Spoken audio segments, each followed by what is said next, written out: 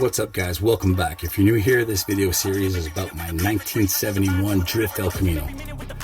I got this car out of the field, it was completely rotten, and I'm building it into my version of the ultimate drift car, track car. I want to use it for drifting mostly, but it's eventually going to be, or also be used for lapping, doing some time attack, autocross events, stuff like that. So today I'm doing some door bars. I got my friend helping me. It's my dog Letty. She's in pretty much all the videos. She follows me around all the time. So today we're working with some rollcage piping. Now this, what I'm doing here is cleaning it up. I use some mesh that's actually used for plumbing. Plumbers use this to clean the ends of the pipes before they solder them, before they make their seals and stuff like that. And it turned out to be really handy for cleaning rollcage piping. I'm sure there's a better solution for this. Example, if I had a lathe, or even if there's some sort of tool that can get this done really quick. But I use what I have to make what I don't and do what I do. So it's time to measure these bars up. I decided to do kind of like a ladder system in it. One straight bar across the bottom. The top one's going to have a little bit of a kink in it. It's going to run up near the seat to give the driver and the passenger a little bit of protection along the side. And I'm going to link the bars up with some little piping to keep it good and strong and solid, so that way if it gets tapped in the door, everybody inside of it is safe.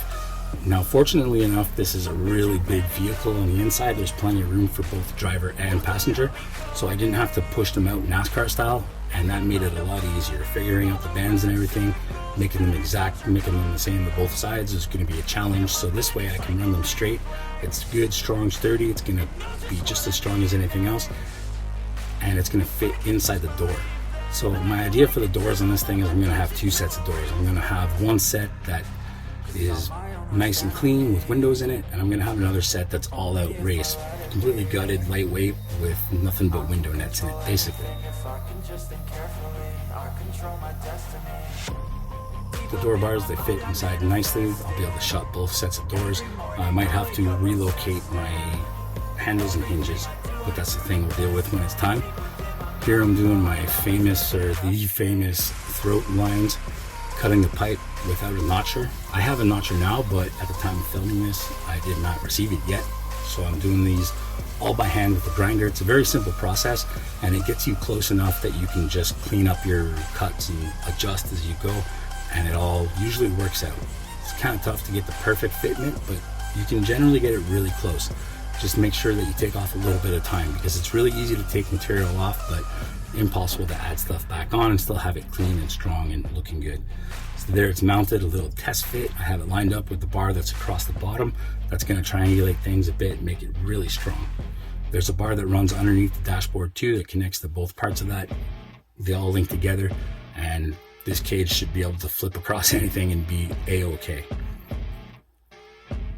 Eventually it's going to probably have to pass a tech, but I'm not too worried about it. Like I explained in earlier videos, when you see me wearing the red welding helmet, that was an older helmet that had multiple problems with it, and it ended up making my welds really crappy because it wasn't turning to weld mode fast enough, if you know what I mean. The screen wasn't getting dark, so basically I was just flashing myself and I couldn't see where I was dropping the welds, and it would make me start it and stop it, and I had to sit on the right angle. Super pain in the ass. But anyways, keep moving on forward. I'm using what I have to make what I don't. So there I'm checking the angle with the pipe bender. That bender is one of the cheaper models, but it works for what I need it for. The only problem I really have with it is it doesn't do a super tight radius, and the other problem also is that I can't get a measurement directly off the machine. I have to use my little angle finder like you see here, making sure that the machine itself is completely flat on the floor and hoping that the floor is actually at a flat angle.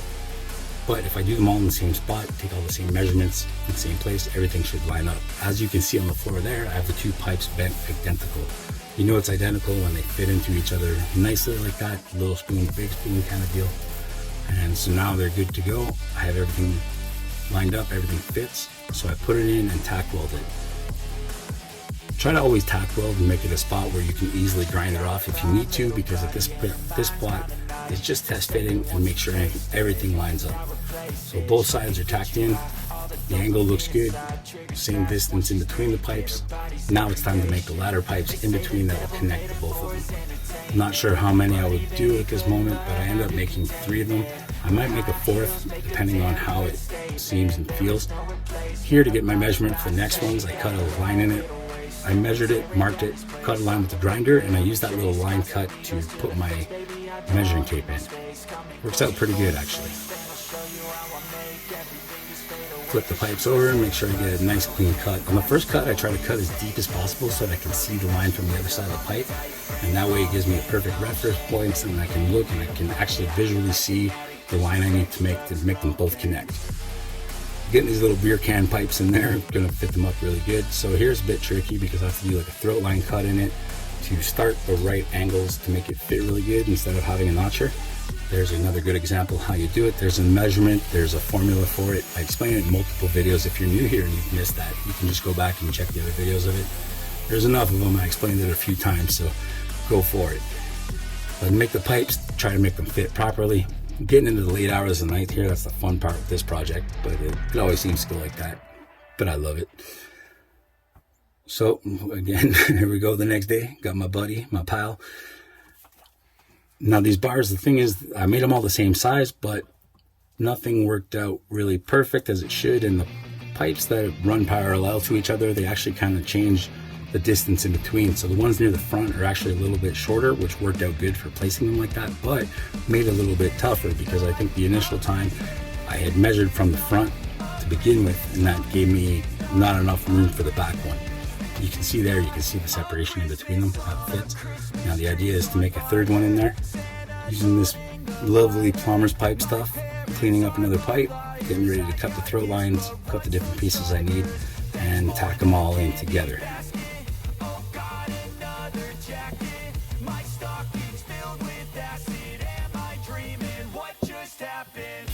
I really enjoy doing the cage work. I find it's visually like a really nice part of the car. It really gives it a lot of character, and because this thing looks like a buggy the way it is, having these pieces just sit there like that looks pretty cool. It looks like an off-road machine almost. Here's my little technique now to keep the dog busy. Get that wheel spinning, I put a strap on it, fling it out like a pull start, and it just keeps kind of going on its own for a little while. The dog loves it, and it keeps her out of the welds in the meantime. If you can't fix what you're